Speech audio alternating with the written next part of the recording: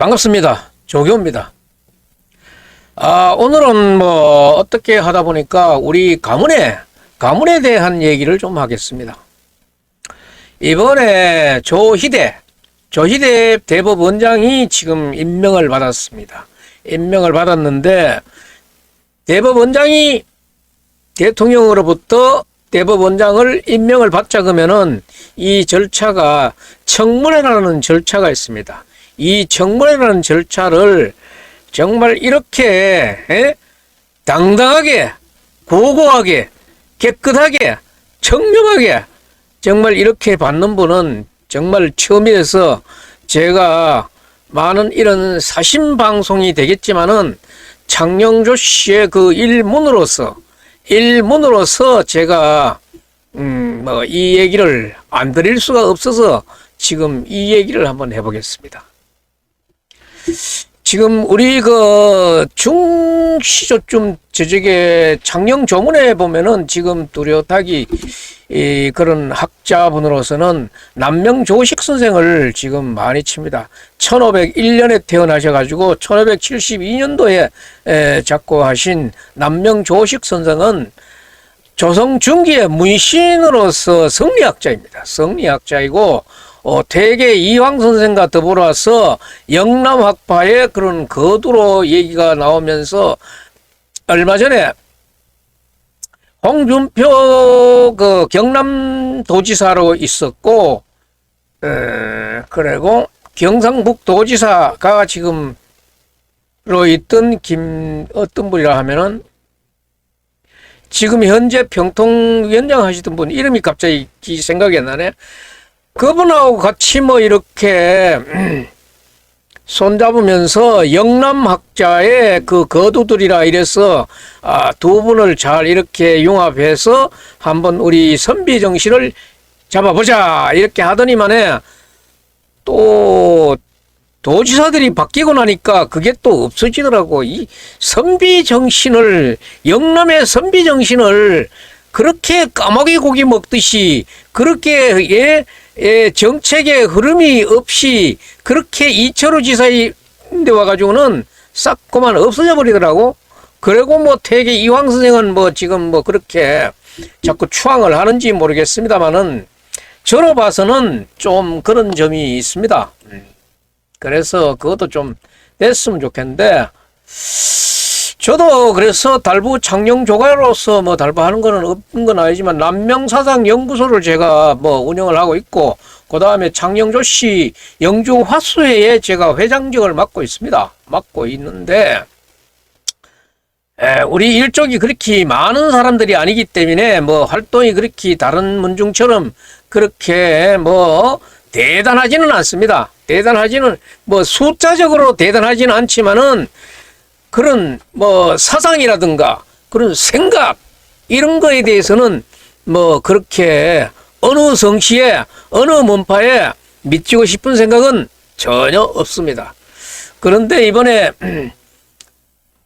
조희대 대법원장이 청문회를 하는 과정에서 그 전주의 의원이 이 청문위원으로 나오시면서 하는 얘기를 내가 오늘 이 영상에다 담았습니다만은 청문회를 할 때 보면은 저쪽에 전 출입에 대해서 부정 전 출입에 대해서 얘기하고 학문 논문 부정 표절하고 잡다하기 거의 잡범 수준의 막 그런 얘기들 많이 해가지고 4대 범죄 6대 범죄는 안 된다 이러지만은 조희대 대법원장 후보자는 뭐를 아무럴 게 없어서 또 자료를 너무 완벽하게 제출을 해서 요구할 게 없어서 정말 제가 같은 일족의 장영조 씨의 그 같은 일족이래 가지고 하는 얘기가 아니라 정말 이런 분이 정말로 국가의 동향이다 이렇게 저도 지금 그래 봤어요. 그래서 지금 우리 남명조식 선생 같은 경우에는 상당히 정말로 성정이 바르고 그러신 분 아닙니까? 그리고 이 남명 조식 선생님 같은 경우에는 성성자라 그래가지고 이 방울 2개가 달린 거를 꼭 차고 달랑달랑 허리나는 걸 차고 다니셨고, 그 다음에 경이검이라 해가지고 이 당검을 항상 이 소지를 하고 계셨어요. 그만한 결단력을 그렇게 보이셨는지 모르겠는데 성성자를 항상 몸에 지니고 계셨어요. 그래서 이게 이제 안으로는 밝히는 것을 경이라고 해서 밝을 경의를 말씀하셨는데 밖으로 결단하는 것에 대해서는 의를 나타내 주셨어요. 그래서 한참 옛날에 그 보면은 문정대비가 그 역사의 한 궁중의 왕실, 궁중의 한 과부로서 있으면서 어린 전하 왕을 어리시다 그래가지고 뒤에서 수렴청정이 그렇게 너무 마음에 안 든다 이래 하셔가지고 단청소라 그런 소를 명종 10년 때 올려가지고 온 조정이 난리 뻑석이 났는 그런 일이 있었어요. 그런 일이 있었고, 임진난 때는 우리 남명 조식 선생은 관직에 나가시지 않으면서도 후학을 많이 기르셔가지고 임진왜란 때 정인홍이라든가 그다음 곽재우, 김연 이런 한 말이야 많은 그런 의병들을 키워가지고 국가 병력에 국가 방위에 아주 혁혁한 공을 세우신 그런 분이기 때문에 참 광해군 때, 그래서 광해가 굉장히 그랬다 그랬는데도 광해군 시절에 이분은 아무 배설이 없는데도 영의정으로 추정을 해주신 그런 사례도 있었으니까 정말 우리 문정으로서는 제가 오늘 우리 문정 자랑을 이렇게 하게 되는데 뭐 또 좋은 건 또 자랑을 해야 되고 이게 역사적인 인물이기 때문에 또 그걸 또 알아야 되고 그런 남명 선생 그 휘하에 이렇게 참 깨끗한 조희대 대법원장이 지금 임명을 받아서 현직에 있게 됐다 하는 것은 상당히 지금 우리 국가적으로도 큰 도움이 되리라고 봅니다. 그리고 박근혜 대통령이 탄핵을 당할 당시에 문재인 정부의 그 무리들이 얼마나 삭막했습니까? 적폐청산이라 그래가지고 엄청나게 잡아였고, 그렇게 할 적에 대법관으로 계시면서 박근혜 대통령의 탄핵 사유가 없다고 당당하게 소수 의견을 냈던 분입니다. 그리고 지금 그 소수 의견을 냈던 것이 이 당당했던 그 결과가 지금 박근혜 대통령 그때 검사가 윤석열 대통령이 검사 팀장이었고 한동훈도 그 소속 의원이었지만은 지금 내 대통령이라 가지고 그 말 못하는 게 아니라 저게 수사 잘못했어요. 그 박근혜 대통령 그 탄핵 그 재판 결과가 어떻게 나왔어요? 혐의 없음, 죄가 없음이 거의 다 많이 나왔잖아요. 그리고 지금 나와 있는 이재명이라든가 문재인의 송영길이 지금 이 다른 그런 고급 관리들도 그래요. 지금 뭐 법에 연루가 돼 있는 사람들 돈 다 채먹었잖아. 박근혜 대통령 단돈 1원도 먹은 게 없잖아요. 뭐 경제적인 공동체니 있다 없고지 걸어가지고 억지로 삼자 뇌물죄로 걸어가지고 했던 거 다 무죄 났는 거 아니에요. 그런 살벌한 그런 상황에서도 조희대 대법관은 박근혜 대통령의 탄핵에 그런 게 없었다. 탄핵의 사유가 없다. 이렇게 냈던 분입니다.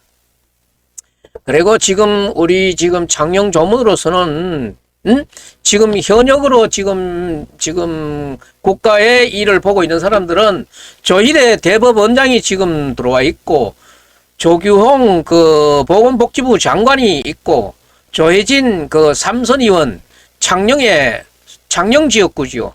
그 지역구에 조혜진 삼선 국회의원이 있고 조명희 비례대표 국회의원이 여성 국회의원이 있는데 이분은 교수 출신인데 우리나라에서도 아주 대학자입니다.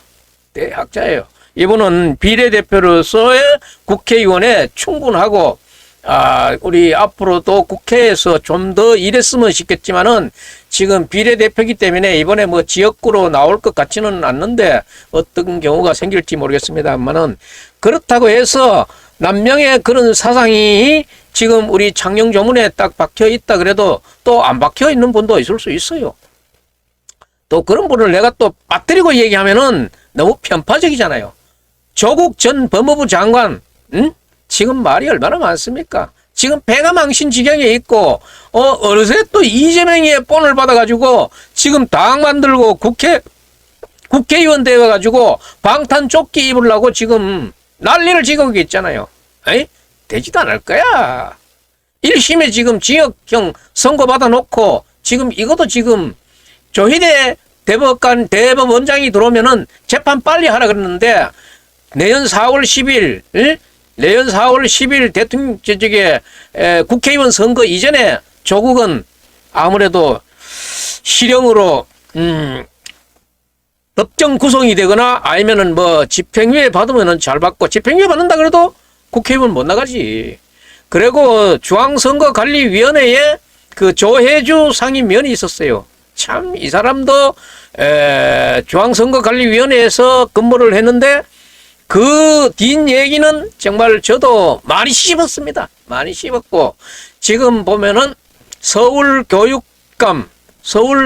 서울특별시의 교육감으로 있는 조희연이 조희대하고 조규자하고 희자하고는 같은 학년입니다. 지금 우리 전부 같은 학년이에요.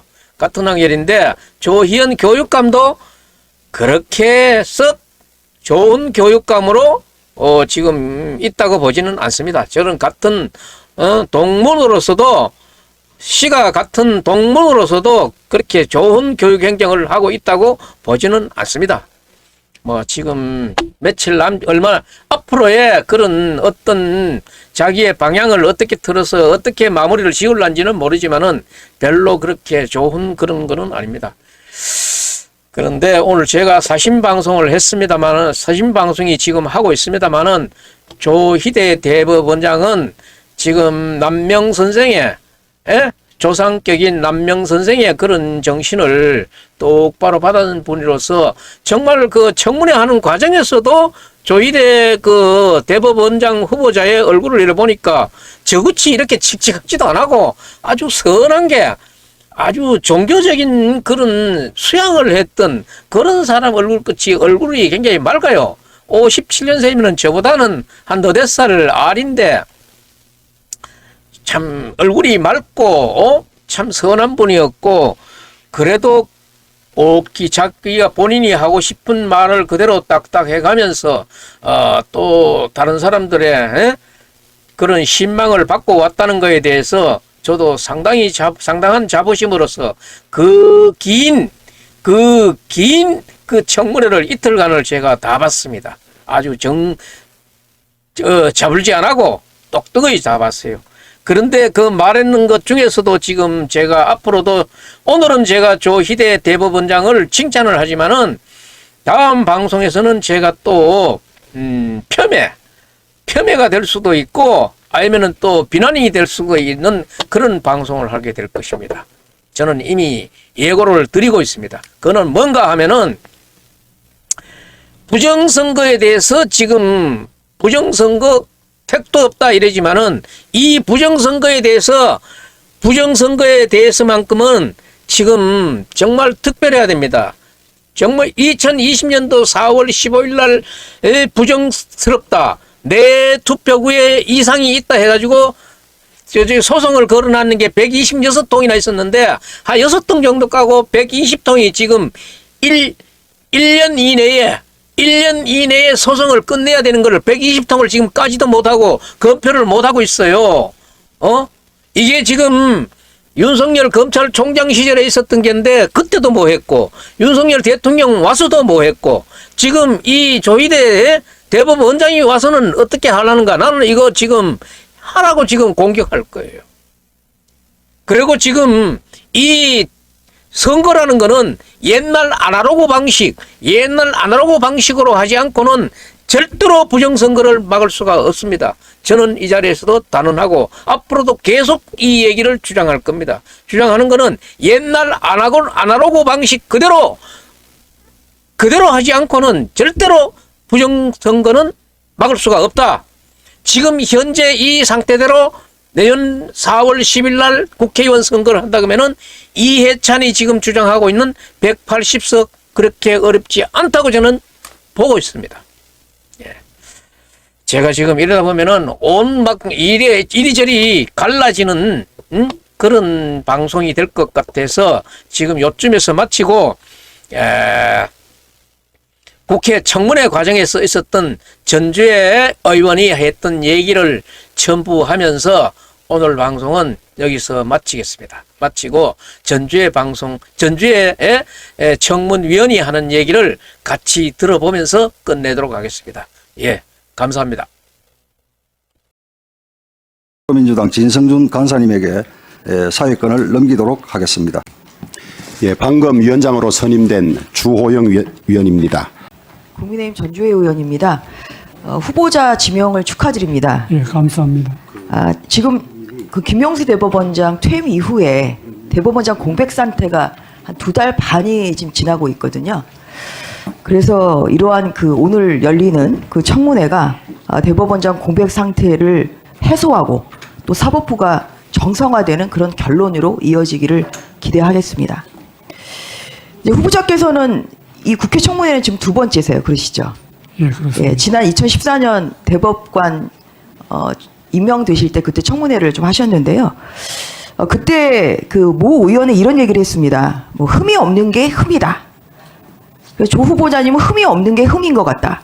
경력을 보면 굉장히 화려하고 재산이나 여러 가지 경력관계, 가족관계, 병역, 세금 하나도 흠잡을 바가 없다. 저는 오늘도 보니까 제가 여러 차례 이런 특별 청문회 특위위원으로 참여를 했습니다만 자료 제출 요청 없이 아주 신속하게 첫 질문이 시작한 것은 이번 청문회가 처음입니다. 그것만큼 후보자께서도 뭐 자료 제출에도 굉장히 성실하게 또 제출을 하셨고 또 그동안에 여러 가지 살아오신 경력이나 여러 가지 점이 좀 흠잡을 데가 없는 분이 아니신가 하는 그러한 생각이 듭니다. 그래서 이 모 의원의 그런 칭찬대로 다음 PPT를 보면 아마 저는 이게 뭐 제가 수치를 본 건 아닙니다만 법원 그 국회 역사상 가장 높은 이 동의율이 아닌가 하는 생각이 듭니다. 230표가 부가 단 4표 그래서 98.29%의 압도적인 찬성으로 대법관에 취임을 하셨습니다. 그리고 뭐 저도 또 뭐 판사를 하면서 이제 보아온 이런 그 후보자께서는 굉장히 또 인품도 훌륭하시고 실력뿐만 아니라 정말 여러 가지 같이 근무해본 분들이 하나같이 칭찬하시는 이런 훌륭한 분이라는 그런 평을 저도 판사 시절에 들어왔습니다. 지금 이제 취임을 이제 하시면 여러 가지 지금 난제들이 있습니다만 이제 후보자께서 꼽으신 것은 가장 시급한 해결 과제로 재판 지연을 뽑았습니다. 맞죠? 그렇습니다. 네. 후보자님, 그 지연된 정의는 정의가 아니다. 이 말에 동의하시죠? 예, 그렇습니다. 그래서 앞서 질문에서 나왔습니다만 이 전체적인 이 미제 사건의 증가, 사실 이로 인한 재판 지연도 재판 관계자들에게 굉장히 큰 불이익을 또 굉장히 큰 불편을 주고 있다는 이런 문제점도 있습니다. 그런데 저는 이제 그런 문제점도 있지만 더더욱 문제점은 정말 사회적 관심이 큰 사건일수록 결론을 빨리 그러니까 신속한 결론을 국민들이 궁금해 하시는데 이것이 너무 특정 사건, 사회적 관심이나 중요성이 있는 사건이 너무 늦게 재판이 1심 결과까지 나오는 시간이 걸리다 보니까 그러니까 지연된 정의는 정의가 아니라는 이러한 결과가 지금은 속속들이 나오고 있습니다. 이것은 이 문제의 위중성에 대해서 알고 계시죠? 예, 그렇습니다. 네. 그래서 보면 최근에 내려진 것만 꼽아봤어요. 근데 이제 이게 저는 유감스러운 게 뭐냐면 사법부가 굉장히 공정성이 중요한 거 아니겠어요? 후보자님? 예, 그런데 유독 이러한 지연된 재판의 수혜는 문재인 정부 관계자들, 아니면 민주당 인사들만 지금 누리고 있어요. 이렇기 때문에 국민들은 이 재판 결과를 보고 법원이 어떤 특정 정당의 편을 드나? 아니면 특정 정부의 하수인인가? 이러한 생각을 가질 수 있습니다. 이러한 것을 정말 심각하게 받아들이시고 특히 사회적 중요성이 높은 사건일수록 지연된 결과가 국민들에게는 정의롭지 않게 비춰질 수 있다는 이 말을 꼭 좀 깊이 받아들이셨으면 좋겠습니다. 동감하시죠? 예, 그렇습니다. 그러니까 최근에 있었던 이제 조국 전 교수 사건 같은 경우는 3년 1개월 만에 1심이 선고가 됐어요. 그래서 이제 이분이 2년의 그 선고를 받았습니다만 실형 선고를 받았습니다만 법정 구속이 안 됐습니다. 그리고 이제 2심 재판 중인데 들리는 얘기 언론의 보도입니다만 내년 총선에 출마할 수도 있다. 지금 이제 이런 얘기가 나오고 있어요. 이렇게 되면 결국은 3년 이 1개월 끌어준 법원이 이 조국 교수의 출마에 레드카펫을 깔아줬다. 이러한 비판을 저는 피할 수가 없다고 생각합니다. 얼마 전에 있었던 울산시장 선거 개입 사건 볼까요? 이거 3년 10개월입니다. 그래서 어떻게 됐습니까? 정말 이 대의민주주의의 근간, 1심 판결문의 내용을 보면 대의민주주의의 근간을 흔드는 사건이죠, 이게. 그 판결문 혹시 보셨어요? 판결문 본 적은 한번 없습니다. 읽어보시기를 저는 일독을 권장합니다. 이게 이 판결이 대의민주주의, 그러니까 포도독을 한 거예요. 포도독을 했는데 포도독을 한 가해자는 4년의 임기를 아주 무사히 마쳤습니다. 그리고 거기에 관여해서 최근에 1심에서 실형이 선고되신 모 민주당 의원님 내년 선거를 저는 출마하시라고 확신합니다. 바로 이런 결과, 이 포도독을 한 이 당선자는 4년 임기를 마치고 또 하명 수사를 해서 공천 받아서 당선된 민주당 의원은 내년 지금 재선을 출마하고 과연 이것이 국민들이 봤을 때 이게 법원이 제대로 재판하고 있다 이렇게 보겠습니까? 어떻게 보세요? 글쎄요, 구체적인 사건을 제가 언급하기는 좀 재판 지연에 대해서 지금 제가 여쭤보는 겁니다. 예, 일반론으로서는 뭐 누누이 말씀드리지만은 예, 지연돼서는 안 된다는 생각을 네, 가지고 그래서 있습니다. 이런 것이 굉장히 심각하고 이것이 김명수 대법원장 취임 이후에 굉장히 심화됐기 때문에 이 부분에 대한 집중적인 저는 제도 개선이 필요하다는 말씀을 드리고 예, 전주혜 의원님 수고하셨습니다.